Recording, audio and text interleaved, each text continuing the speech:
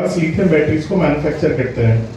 सो हमसे पहले भी बहुत सारे मैन्युफैक्चरर्स थे, हमारे बाद भी बहुत सारे मैन्युफैक्चरर्स हैं, लेकिन जिस तरीके से बैटरी हम मैन्युफैक्चर करते हैं हमारे अलावा कोई नहीं करता।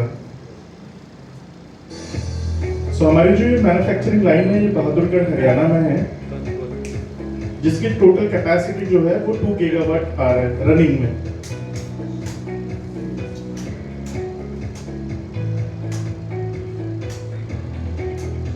तो इस तरीके से हमारी सेल स्टोरेज फैसिलिटी है।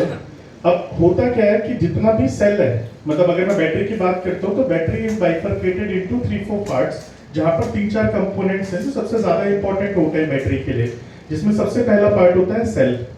सेल जो भी है वो 100% चाइना से इंपोर्ट होकर इंडिया आता है, बिकॉज जितना भी लिथियम है वो चाइना कंट्रोल करता है पूरी दुनिया का। तो जब लिथियम इंडिया आता है तो एक प्रोसेस है जो लगभग 40 से 50 दिन का प्रोसेस है, जब चाइना में वो मैन्युफैक्चर होने के बाद और इंडिया में बैटरी बनने तक का उसका 40 से 50 दिन का साइकिल होता है एक लिथियम सेल का। अब चाइना से जब वो निकला वो 20 डिग्री के टेम्परेचर पे निकला, जब वो समुद्र में गया, जब वो पोर्ट में गया, वहां पर टेम्परेचर वेरिएशन आया, कहीं 25 हुआ, कहीं 30 हुआ, कहीं 35 हुआ, कहीं 45 हुआ। उसके बाद जब वो हमारी फैक्ट्री आता है तो सेल बड़ा अनस्टेबल होता है, बिकॉज उसके ऊपर बीएमएस कनेक्टेड नहीं है। वो क्या है, वो एक पैकेट है जिसके अंदर एक सॉलिड केमिकल भर के हमें दिया गया है।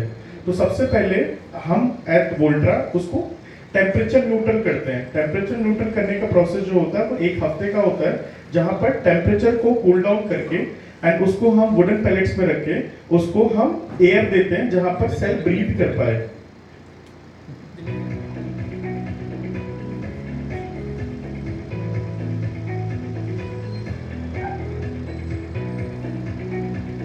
अब ये जो प्रोसेस हम देखने जा रहे हैं, this process is called cell grading. India में वोल्ट्रा पहला ऐसा मैन्युफैक्चरर है जो 10 घंटे तक अपने सेल्स को चार्ज और डिस्चार्ज करता है।